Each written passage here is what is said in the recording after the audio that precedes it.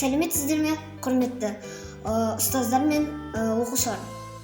Біз 3-ші сыныптың оқушылары ақпараттық коммуникациялық технология сабағында біздің айналамызда болып жатқан ақпарат туралы өттік.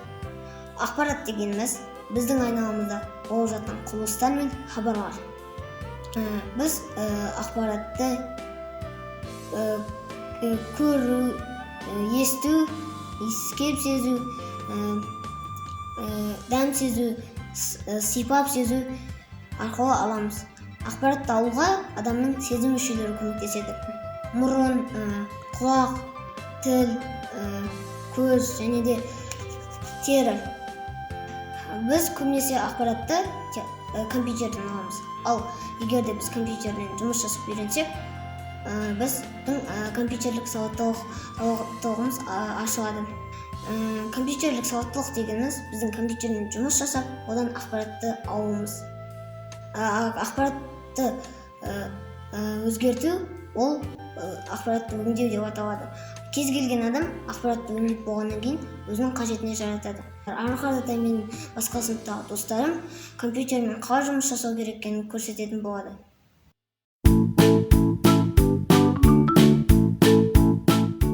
Мұғалімнің рұқсатынсыз сыныпқа кіруге және сыныптан шығуға болмайды.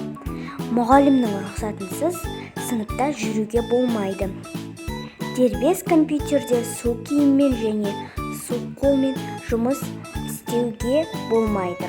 Компьютер сыныбында жүгіруге, ойнауға, жолдастарының көңілін қажетсіз аударуға, бөгде жұмыстарды істеуге тыйым салынады.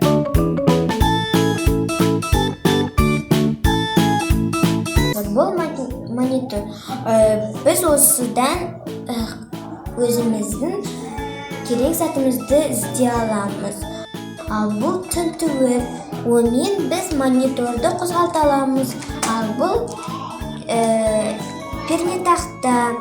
Бұнымен өзіміздің қажетті заттарымызды іздей аламыз. Бұл бізде жүйелі блок.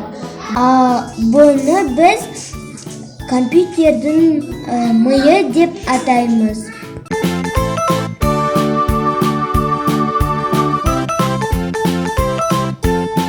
Мәтінді теруге, өңдеуге, басып шығаруға болады. Форматпен танысайық.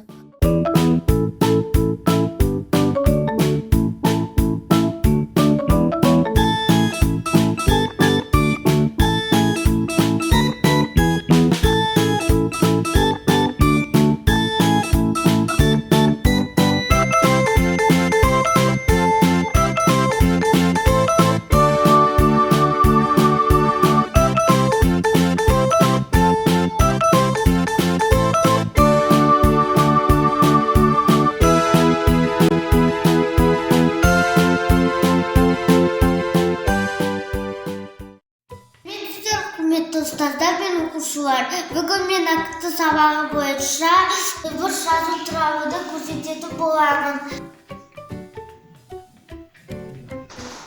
Содан кейін біз жазатын батырманы басамыз.